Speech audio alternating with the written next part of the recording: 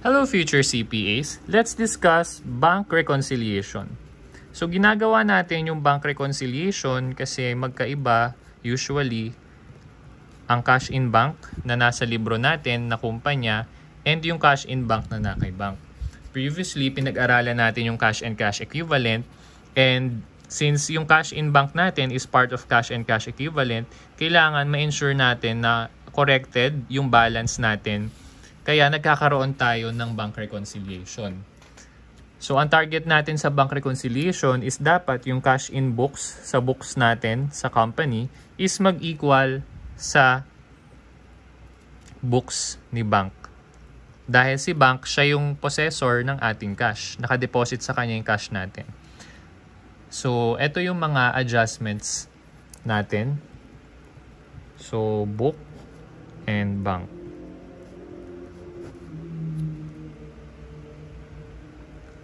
Okay, so ito yung unadjusted balance natin.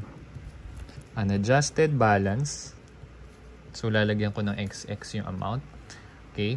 So ang una natin is unahin muna natin yung mga bank reconciling items or yung pagko-correct natin or pag-adjust natin sa balance natin kay bank. So una na dyan is yung deposit in transit or DIT.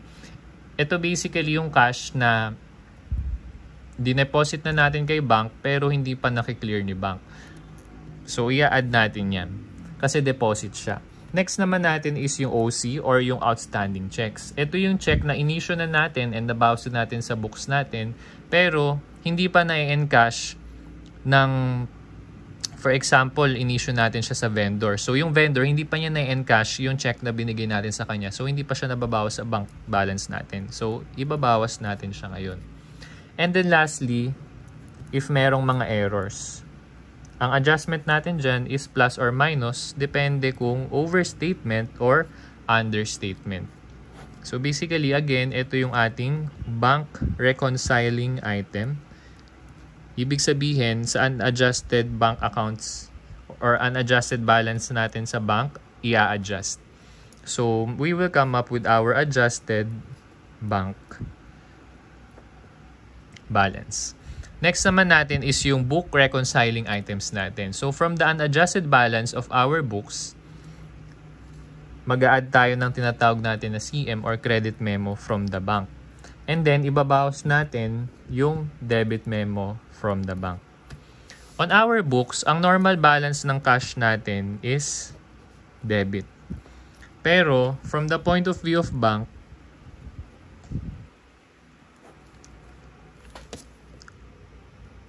credit yung normal balance natin ng cash. Kasi kay bangko, liability yung cash deposit natin, kaya credit. So kapag nakatanggap tayo ng credit memo from the bank, ibig sabihin may nadagdag sa cash balance natin kay bank, kaya ina-add natin.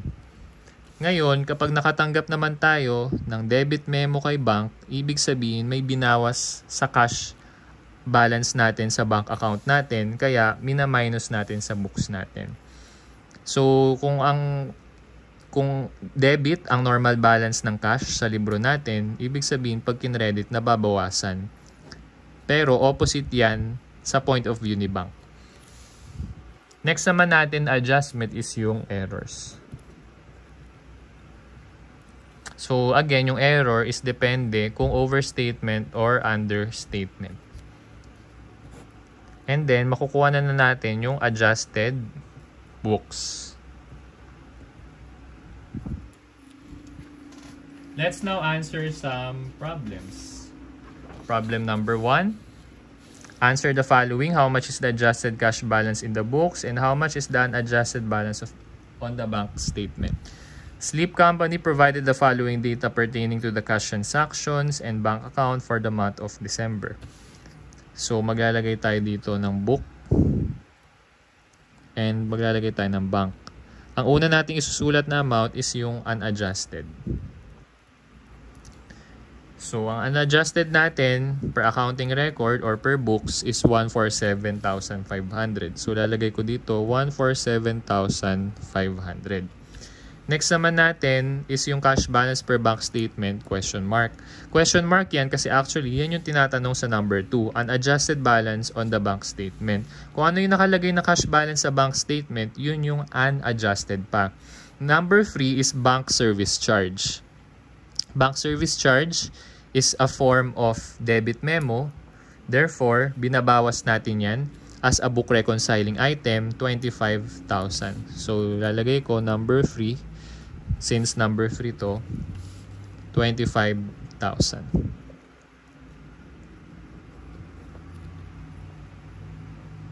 Next naman natin, debit memo for printing cost by the bank, 50,000. So again, it's another debit memo.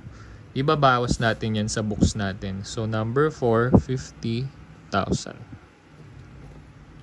Number 5, deposit of December 31 not recorded by the bank until January 2. So ito yung tinatawag natin na deposit in transit and it's a bank reconciling item.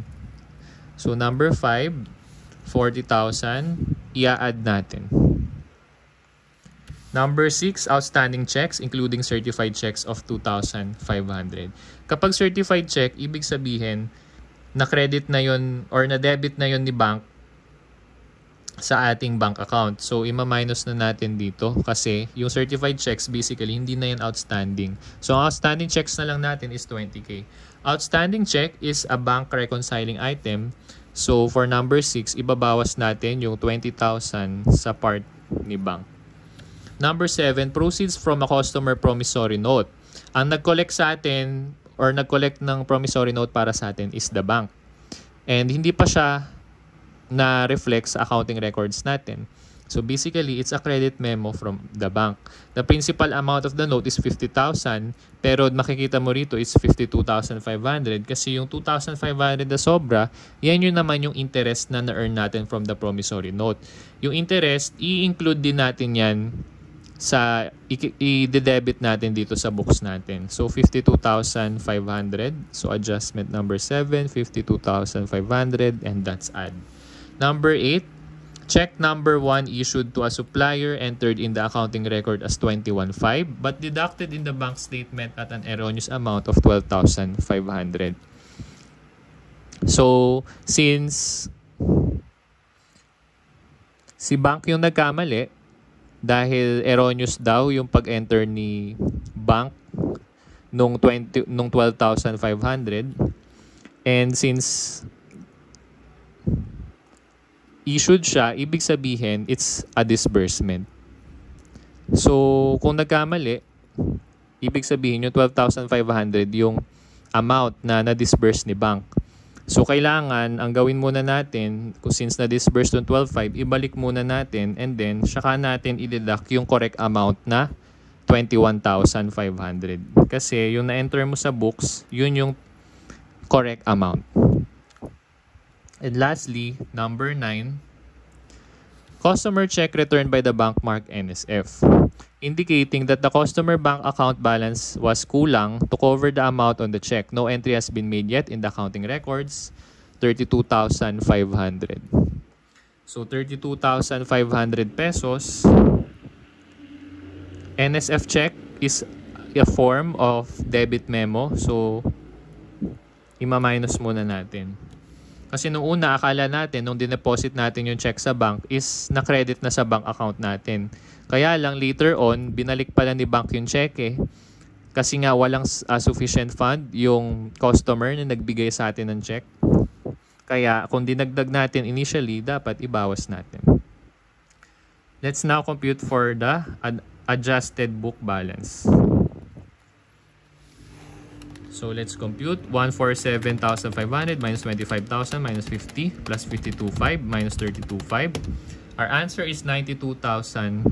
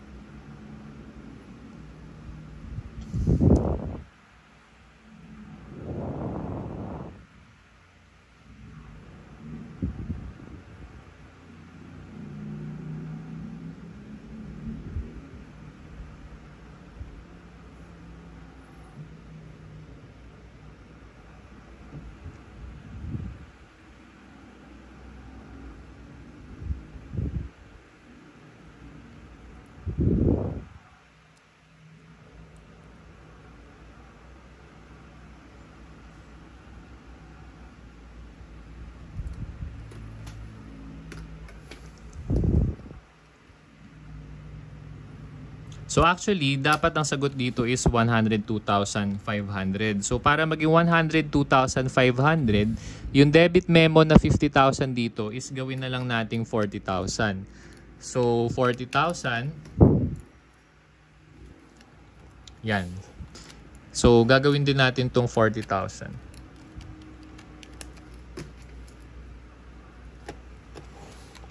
So let's compute. 147,500 minus 25 minus 40 plus 52,500 minus 32,500. Our answer is 102,500. So yung adjusted book balance natin, dapat yan din yung maging adjusted bank balance. Kasi ang target natin sa bank reconciliation is dapat itong dalawang amounts na to is mag-i-equal sila. So, ang tinatanong for number 1, our answer is letter B. For number 2, how much is the unadjusted balance on the bank statement? Ito yung hinahanap natin na amount. So, from 102,500 pesos, magwo-work back tayo papunta rito or simply isi-squeeze natin tong amount na to. So, para mag-squeeze tayo, ang rule natin pag nagsisqueeze, kapag minus yung operation is i-add natin. And kapag add yung operation is ima-minus natin. So, sabayan nyo ako. 102,500 plus 21,500 minus 12,500 plus 20,000 minus 40,000. Our answer is 91,500 on our choices. Number 2, letter A, 91,500. Now, let's proceed to problem number 2. Wake Up Company prepared the following bank reconciliation on December 31. Ang pinapahanap sa atin is amount should be reported as cash in bank at year-end and amount of cash that should be reported at year-end. Or total amount of cash. So kapag should be dito sa number 1, ibig sabihin dapat yan na yung adjusted balance natin. Okay, so tignan natin.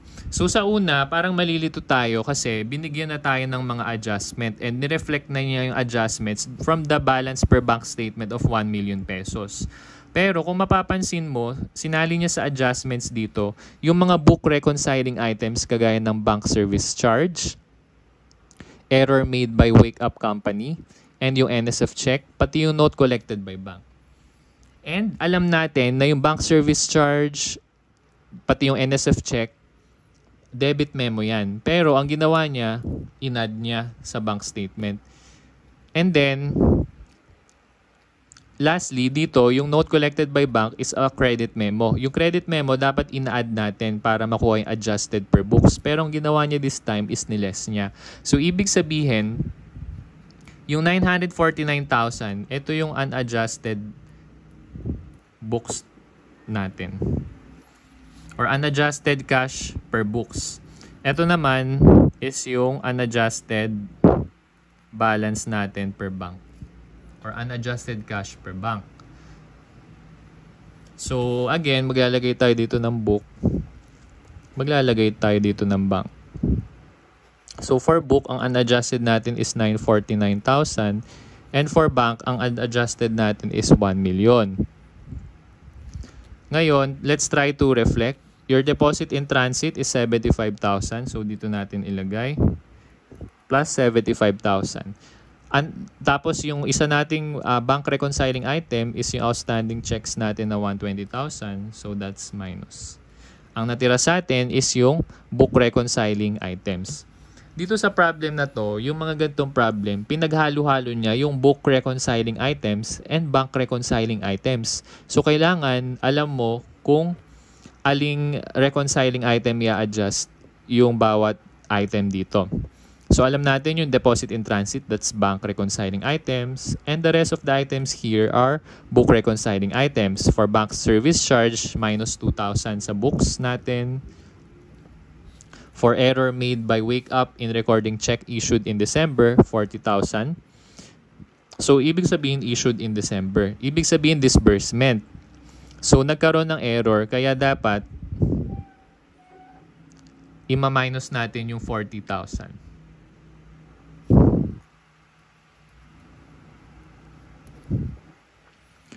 And lastly, NSF check of 55,000.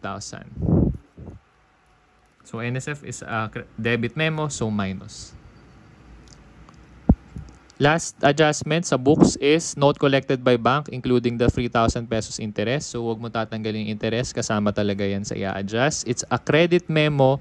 So, let's add on our books. Now, let's compute. Hindi ko na nilagyan ng reference ha. 949,000 minus 2,000 minus 40 minus 55,000 plus 103,000 is 955,000. So, equal siya kay bank. Dapat 955,000. So, what amount should be reported as cash in bank at year-end? 955,000, letter C. Number 2, what total amount of cash should be reported at year-end? Sabi dito, the entity had cash on hand of 200,000 and PT cash fund of 10,000. Cash on hand, yung PT cash fund yan. Tas cash on hand. Ipa-plus natin yung cash in bank. So, 955,000 plus 200,000 plus 10,000. 1,165,000. So, our answer is letter dog. Ang tanong sa atin is yung total. Kaya pinag-add natin yung tatlong yan. In which, yan din yung tatlo na pinag-add natin nung nakaraan nating lesson sa cash and cash equivalent. Cash on hand, 200K. PT cash fund, 10K. Cash in bank, 955K. And that concludes our discussion for bank reconciliation.